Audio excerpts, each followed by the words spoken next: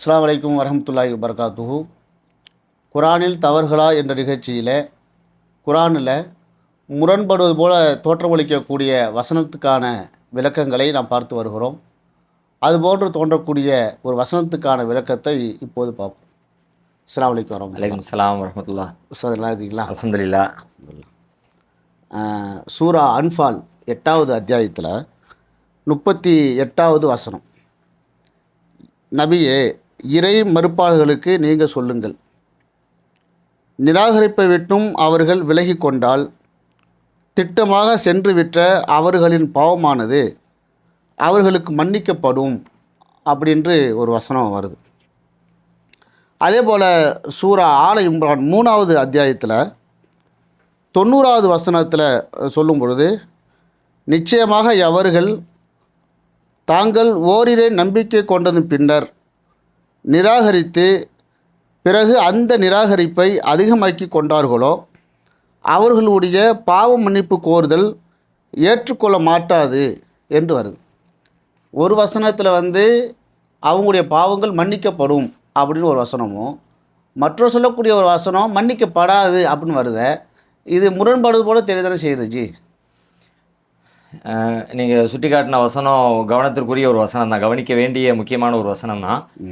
மேலோட்டமாக பார்க்கும் பொழுது இறை நிராகரிப்பாளர்கள் திருந்தி கொண்டால் அல்லாஹ் அவங்கள மன்னிப்பான் என்று ஒரு வசனமும், அவங்க திருந்தினாலும் அல்லாஹ் அவங்களுடைய பாவ மன்னிப்பை ஏற்றுக்க மாட்டான் என்ற ஒரு வசனமும் நேரடியாக முரண்படுவதை போலத்தான் தெரிகிறது. ஆனால் ரெண்டும் வேறு வேறு செய்திகளை சொல்கிறது. அது அந்த வசனத்தை நம்ம கூடுதலாக கவனித்தாலே நமக்கு அதனுடைய பொருளை விளங்கி கொள்ள முடியும். முதல்ல சொல்லப்படுற வசனம் இருக்குது, அது பொதுவான செய்தி. முதல்ல நீங்கள் வாசித்த சூரா அன்ஃபாலில் வரக்கூடிய செய்தி, அவங்க தங்களுடைய இறை நிராகரிப்பில் இருந்து விலகிக்கிட்டாங்க அப்படின்னா அவங்க கடந்த காலத்தில் செஞ்ச பாவங்களை மன்னிப்போங்கிறது அதுதான் இஸ்லாத்தினுடைய ஸ்டாண்டு. யார் கடந்த காலத்தில் தவறு செஞ்சுருந்தாலும் அவர் இன்றைக்கி திருந்திட்டாரு, இனிமேல் நான் செய்ய மாட்டேன் அப்படின்னு அவர் சொல்லிட்டாரு, அல்லாஹ்விடத்தில் மன்னிப்பு கேட்குறாரு, நான் இனிமேல் மீண்டும் அந்த பாவத்தின் பக்கம் போக மாட்டேன் ரப்பேன்னு அவருக்கு அல்லாஹ்விடத்தில் கையேந்தினார்னா கண்டிப்பாக அவர் அல்லாஹ் ஏற்றுக்கொள்வான். அவர் இஸ்லாத்தை ஏற்றுக்கொண்டார் அப்படின்னா அவருடைய கடந்த கால பாவங்கள் எல்லாத்தையும் அல்லாஹ் மன்னிச்சிருவான். இது இஸ்லாத்தினுடைய மொத்த கான்செப்ட் இதுதான். ஆனால் சூரா ஆல இம்ரானில் வரக்கூடிய அந்த செய்தி அது ஒரு குறிப்பிட்ட கேட்டகரியை பற்றி பேசுகிறது. பொதுவாக எல்லாத்துக்கும் சொல்லப்பட்டதுலேருந்து அதில் சில விதிவிலக்குகளை பற்றி பேசுகிறது. எந்த சட்டமாக இருந்தாலும் விதிவிலக்குகள் இருக்கும்ல, அதுபோல் இது ஒரு பொது சட்டம். பொது சட்டத்தில் விதிவிலக்கு வழங்கப்பட்டவங்க, அது யார் விதிவிலக்கு வழங்கப்பட்டவங்க, அதை அந்த வசனம் மேலேருந்து சொல்லிக்கிட்டே வருகிறது. இன்னல்லதீன கஃபரு பஅத ஈமானிஹிம். முதல்ல அல்லாஹ் சொல்கிறான், யார் இறை நம்பிக்கை கொண்ட பிறகு காஃபிர் ஆகிட்டாங்களோ, இன்னல்லதீன கஃபரு பஅத ஈமானிஹிம், இறை நம்பிக்கை கொண்ட பிறகு யார் காஃபிர் ஆகிட்டாங்களோ, பிறகு சும்மஸ்தாது குஃபரன், அந்த குஃபரை மேலும் அதிகமாக்கி கொண்டார்களோ, லன் துக்பல தௌபத்துஹும், அவர்களுடைய தௌபா ஏற்றுக்கொள்ளப்பட மாட்டாது. பொதுவாக தௌபா காஃபிர்களுடைய தௌபா ஏற்றுக்கப்படாது சொல்லல அல்ல. இங்கே அல்லாஹ் என்ன வார்த்தையை பயன்படுத்துகிறான்னு கேட்டால், ஈமான் கொண்ட பிறகு அதுக்கு பிறகு நீ காஃபிராக இருக்கிற, உனக்கு உண்மையெல்லாம் தெரிஞ்சிருச்சு, இதுதான் சத்தியம்னு புரிஞ்சு இஸ்லாத்தின் பால் வந்துட்டேன், இஸ்லாத்தின் பால் வந்ததுக்கு பிறகு இஸ்லாத்தை விட்டு ஒருத்தர் வெளியே போகிறாருன்னா கண்டிப்பாக அவர் ஏதோ உலகியல் ரீதியான காரணங்களுக்காகத்தான் போகணும். நியாயத்தின் அடிப்படையில் அப்படி போவதற்கு துளி அளவு கூட வாய்ப்பே கிடையாது. எந்த மனுஷனாக இருந்தாலும் யாராக வேணால் என்ன வேணாலும் பேசட்டும், இஸ்லாத்துக்குள்ளே வந்த ஒருத்தர் விளங்கி புரிஞ்சு வந்த ஒருத்தர் திரும்ப ரிட்டர்ன் போகிறார் அப்படின்னா அது வேறு ஏதோ ஒரு ஆதாயத்துக்காக தான் அவர் போயிருக்கிறாரு. உலகியல் ஆதாயமாக இருக்கும், புகழாக இருக்கும், மிரட்டலாக இருக்கும், வேற என்னமா ஒன்றா இருக்கும். அப்போ அவன் உண்மையை தெரிஞ்சுக்கிட்டான், தெரிஞ்ச பிறகு அவன் ரிட்டர்ன் ஆகிருக்கிறான். இவனை மற்றவங்களை பார்க்குற மாதிரி பார்க்க முடியாது. அதோடு மட்டும் இல்லாமல் சும்மஸ்தாது குஃபரன், அவர்கள் தம்முடைய குஃபரை அதிகமாக்கி கொண்டார்கள். இந்த வார்த்தை ரொம்ப முக்கியமானது. இந்த மேலே உள்ளதை மட்டும் வச்சுக்கிட்டு சில பேர் என்ன பண்ணுறாங்க அப்படின்னு கேட்டால், இந்த ரெண்டு வசனத்துக்கு இடையில உண்டான முரண்பாடுகளை விளக்கம் சொல்லக்கூடிய சில அறிஞர்கள் பொதுவாக ஈமான் கொண்ட பிறகு பொதுவாக காஃபிராக இருக்கிற ஒருத்தர் அல்லாட்ட மன்னிப்பு கேட்டு திருந்தி இஸ்லாத்துக்கு வந்துட்டாருன்னா பழைய பாவத்தை மன்னிச்சிருவான். அவர் ஈமான் கொண்டு காஃபிர் ஆகிட்டாரு, அதுக்கு பிறகு திரும்ப ஒருத்தர் வந்தார்னா அவருடைய பாவத்தை மன்னிக்க மாட்டான்னு விளக்கம் சொல்கிறாங்க. இந்த விளக்கம் கிடையாது, அப்படி அது பொருத்தம் இல்லை. ஏன்னா ஒருத்தர் ஈமான் கொண்டு மீண்டும் காஃபிராகி அதன் பிறகு மீண்டும் ஈமான் கொண்டால் கூட அல்லாஹ் அவரை மன்னிப்பான். குர்ஆனுடைய வேறு வசனங்கள் அதை சொல்கிறது. சூரத்து நிசாவில் கூட அல்லாஹ் இதே மாதிரி ஒரு செய்தி அல்லாஹ் சொல்லி காட்டுறான். இன்னல்லதீன கஃபரு சும்மா ஆமனு சும்மா கஃபரு சும்மஸ்தாது குஃபரன் லம் யகுனில்லாஹு லியக்ஃபிர லஹும் வலா லியஹ்தியஹும் சபீலா.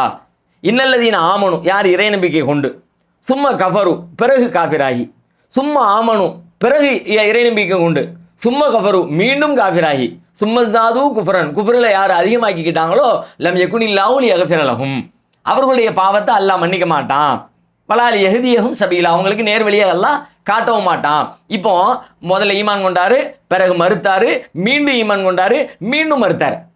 அப்போ ஈமான் கொண்டதுக்கு பிறகு மறுத்தாலே அவருடைய பாவம் மன்னிக்கப்பட்டுரும் அப்படின்னா, மன்னிக்கப்படாதுன்னு நம்ம எடுத்துக்கிட்டோம்னா இப்போ இந்த வசனம் அதுக்கு முரணா இருக்குதே. ஏன்னா அவர் ஈமான் கொண்டிருக்காரு, பிறகு மறுத்திருக்காரு, அதுக்கு பிறகு ஈமான் கொண்டிருக்காரு. அதுக்கு பிறகு அந்த ஈமான் அல்ல ஏற்றுக்கொண்டான், அதுக்கு பிறகு திரும்பவும் இருக்கிறார் அவர். அப்படின்னா ஈமான் கொண்டதுக்கு பிறகு காஃபிராகி விட்டாலே பாவங்கள் மன்னிக்கப்படா அப்படி சொல்லக்கூடாது. இந்த வசனம் அதை சொல்லலை. வேற என்ன சொல்லுது அப்படின்னு கேட்டால், ஈமான் கொண்ட பிறகு காஃபிர் ஆகிட்டேன், சரி ஓகே, காஃபிர் ஆன பிறகு திரும்ப ஈமான் கொண்டுட்டேன், சரி அதையும் ஏற்றுக்கிட்டோம். அதுக்கு பிறகு இவன் பண்ணக்கூடிய ஸ்பெஷல் பிரச்சனை என்னன்னு கேட்டால், சும்மஸ்தாது குஃப்ரன், எத்தனை தடவை வேணாலும் ஈமான் கொண்டு காஃபிராய் இருந்தாலும் நெசமாக ஒரு கட்டத்தில் 10 தடவை பண்ணினாலே வைங்களேன், 11ஆவது தடவை நெஜமாக வருந்தி எல்லா இடத்துல மன்னிப்பு கேட்டாம்னா அல்லாஹ் அவனை மன்னிப்பான். ஆனால் இங்கே என்ன நடக்குன்னு கேட்டால், சும்மஸ்தாது குஃப்ரன், அவன் குஃப்ரை அதிகமாக்கிக்கிட்டான்னு ஒரு வார்த்தையை சொல்கிறான், இஸ்தாது குஃப்ரா. இந்த இஸ்தாது குஃப்ரா தான் நம்ம கவனிக்க வேண்டிய ஒரு விஷயம். குஃபர் வெறும் சாதாரண குஃப்ரா இல்லாமல் ஈமான் கொண்டான் மறுத்தான் அப்படிங்கிற நிலையில இல்லை. அல்லாஹ்வை வணங்கினா அல்லாஹ்வை தவிர மற்ற தெய்வம் வழங்கிட்டான் அப்படி பொருள் இல்லை. மாறாக குஃபரில் அதிகரித்து செல்லுதல். குஃபரில் அதிகரித்தல் அப்படின்னா என்ன?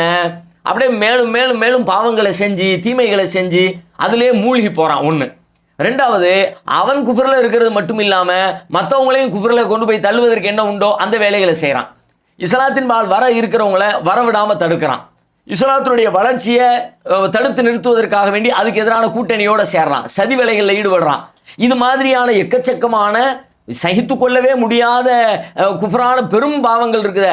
அந்த பாவங்களில் யார் ஆழ்ந்து மூழ்கி போகிறானோ அவனை பற்றி தான் இங்கே பேசுகிறான்ல. முதல் வசனம் என்ன பேசிச்சு? சாதாரணமாக ஒருத்தர் காஃபிரா இருக்கிறார், இஸ்லாத்தை ஏற்றுக்கொண்டார், ஈமான் கொண்டார், தன்னை திருத்திக்கிட்டார், ஓகே, அந்த கேட்டகரி எல்லாமே மன்னிக்கப்படும், அதில் டவுட்டுக்கு வேலையே கிடையாது. குரான் எங்கே எடுத்தாலும் அப்படி தான் சொல்லும், அல்லாஹ்வை மன்னிக்கிறவனாக நீங்கள் பெற்றுக்கொள்வீர்கள் அப்படிங்கிறதா குரானுடைய பார்வை.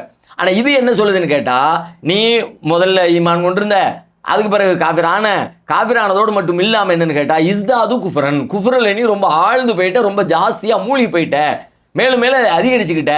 அந்த மாதிரி அதிகரித்த ஒருத்தனுடைய பாவத்தை மன்னிக்க மாட்டேன். லன் துக்பல தௌபத்துஹும், அவர்களுடைய பாவம் மன்னிக்கப்படாது. ஏன் அப்படின்னு கேட்டால் அதுலேயும் ஒரு செய்தி இருக்கிறது. அவர்களுடைய பாவம் மன்னிக்கப்படாமைக்கு என்ன காரணம்னா, அல்லாஹ் மன்னிக்கிறவன் தான், கிருபையாளன் தான், நெசமாக மன்னிப்பு கேட்டால் மன்னிப்பான் தான். ஆனால் இந்த மாதிரி ஆட்கள் நெசமாக மன்னிப்பு கேட்க மாட்டான். அதனால தான் அல்லாஹ் சொல்கிறான், அவனுடைய நிலையை அதனுடைய விளைவை தெரிந்த காரணத்தினால அல்லாஹ் டிக்ளேர் பண்ணுறான். இப்படி குஃப்ரில் இஸ்தாதா இருக்கிறவன், தன்னை அதிகப்படுத்தி கொண்டவன், அவன் நிஜமாகவே உண்மையாக மனதில் வருந்தி அல்லாஹ்விடத்தில் பிரார்த்திக்க மாட்டான். அவன் பிரார்த்தனைன்னு பண்ணினாலும் மன்னிச்சுக்கன்னு கேட்டாலும் சும்மா டம்மி மன்னிப்பாக இருக்கும், அது கல்புல இருந்து வராது. அதனால் இவன் மன்னிப்பு பொருட்படுத்தப்படாது. ஏன்னா அல்லாஹ்விடத்தில் ஒரு பிரார்த்தனை ஏற்றுக்கொள்ளப்படணும், ஒரு மன்னிப்பு ஏற்றுக்கொள்ளப்படணும்னா அதுக்கான முக்கியமான விதிகளில் ஒன்று, அவன் மனதார கேட்கணும், நிஜமாக உள்ளத்திலிருந்து அவன் கேட்கணும். இவன் உள்ளத்திலிருந்து கேட்க மாட்டான். அல்லாஹ்கிட்ட வலால் எஹ்தியஹும் சபீலா, அவனுக்கு அல்லாஹ் வழிகாட்ட மாட்டான். வழிகாட்டப்படாத ஒருத்தன் எப்படி உள்ளத்திலிருந்து கேட்பான்? எனவே இந்த மாதிரி கேட்டகரியில் உள்ளவர்களைத்தான் அது குறிக்கிறதே தவிர சாதாரணமாக இயல்பாக பாவங்களை செய்துவிட்டு குஃப்ரில் இருந்துவிட்டு மன்னிக்கிறவர்களை பற்றி பேசலை. அந்த வசனம் பேசுவது பொதுவான செய்தி, இந்த வசனம் பேசுவது குஃப்ரிலே ஆழ்ந்து போகிற மனிதர்களை பற்றிய வேறொரு செய்தின்னு தெளிவாக புரிஞ்சுக்கணும். அல்ஹம்துலில்லாஹ், சிறப்பான ஒரு விளக்கத்தை கொடுத்துருக்குறீங்க. இன்ஷா அல்லாஹ் மற்றொரு கேள்வியோடு உங்களை சந்திக்கிறோம். அஸ்ஸலாமு அலைக்கும்.